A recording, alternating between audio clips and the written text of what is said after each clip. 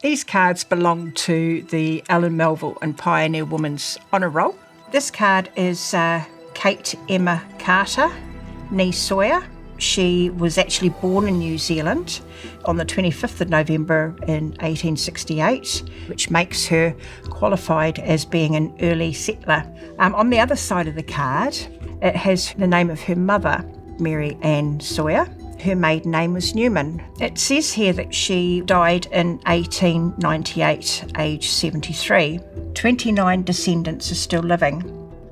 Typically, on passenger lists and other documents of people coming into the country and settling here, women were often listed as Mr. and Mrs. P. Jones. So an item like this is very valuable for us, putting women back in their rightful place in history and also in their family history.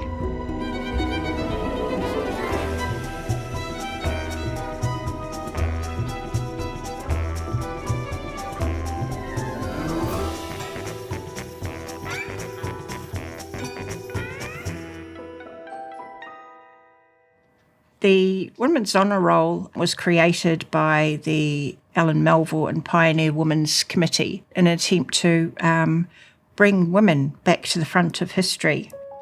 Women were typically chattels of men. They were described as being Mrs. Jones or Mr. and Mrs. P. Jones. They often didn't have their own names, their own identities.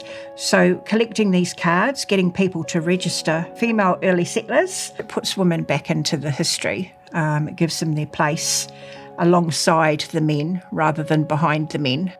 To be an early settler, you had to have arrived or been born in Auckland province prior to 1870.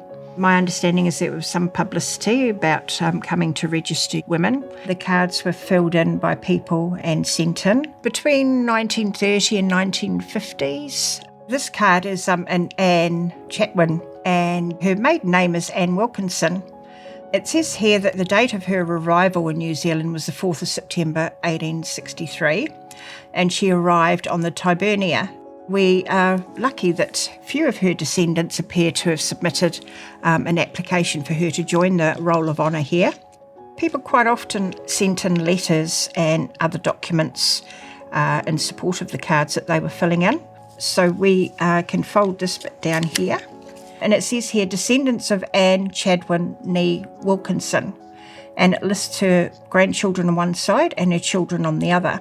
And then it says that she had 7 great-grandchildren and then 5 great-great-grandchildren. So she's given us quite a dynasty here in New Zealand to follow up on. This is what we call the 1919 register that was born out of the reunion of early settlers. We can pick up Kate Carter again. Her membership number was 1533, so they were given a badge with a badge number. I think that's a house name, is Wairenga in Waikato, and she was born in Bombay, down the bottom of Auckland. Another family that pops up in amongst our many resources here is a lady called Dora Parker, nee Close.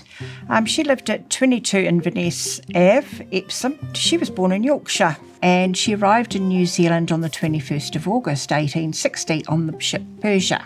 The early settlers register is very much a family thing. It lists both men and women, and the Women's Honour Roll is providing honour to the women themselves. So they're different pieces of a jigsaw.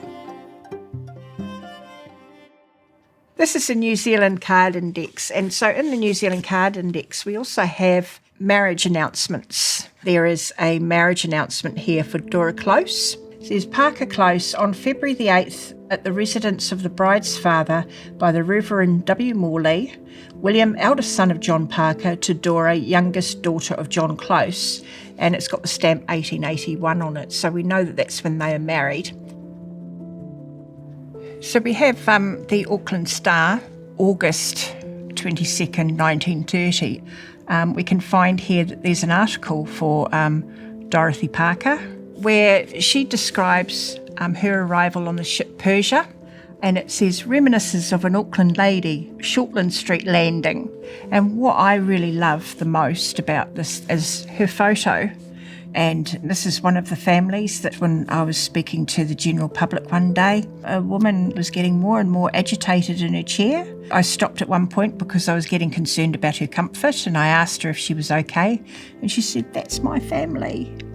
And she was absolutely stoked. So, it's coincidence, the serendipity of talking to people about research that you'd found, and then coming across people who are actually descended from the people that you're talking about.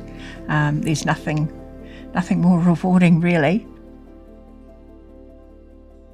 This one is Blanche Clara Cooper, who's my great-great-grandmother. That's her there, with her husband, who has the best name ever, Ebenezer Vicesimus. And they lived in Tahiti, which is where they met and married and then moved here. That has the names of all of her children and who wrote the story, and that's my great uncle.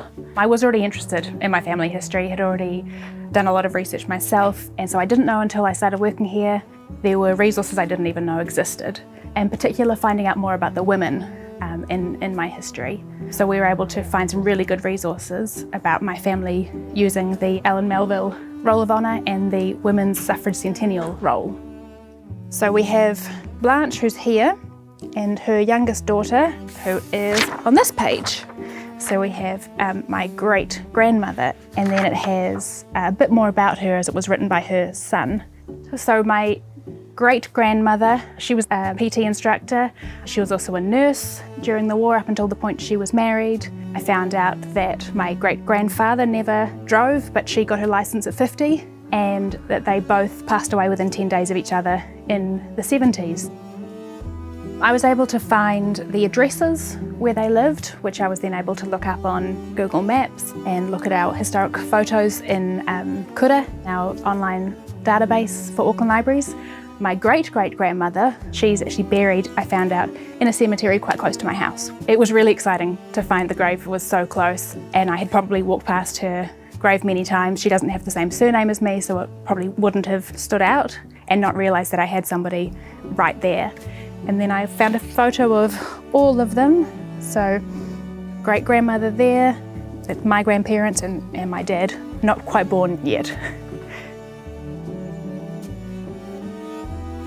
So the Centennial Women's Suffrage Register was created in 1993, 100 years after the women's suffrage of 1893, and family were invited to write little histories about their mothers, grandmothers, great-grandmothers, where they were born, where they died, what they did for a job, all that really vital family history information that we often lose. Some people wrote little stories about their ancestor, about who they were as a person. They included photos. It says from 1898. Somebody's put in a lovely photo.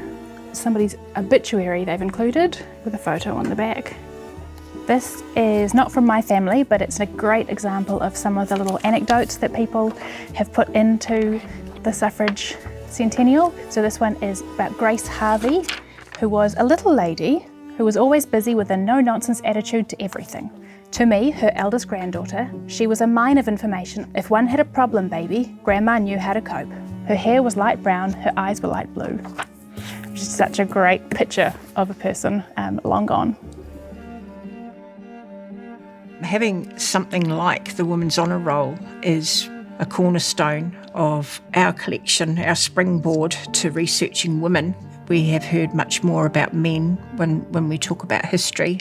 Often when you're doing family history research as well, it's very difficult to know whether you've got the right Thomas Jones unless you have the name of his wife as well. They bring the families to life. I've been doing this job for 14 years and I've used them many times. I love them from the fact that they bring the women to the forefront and have their place in the settlement of New Zealand.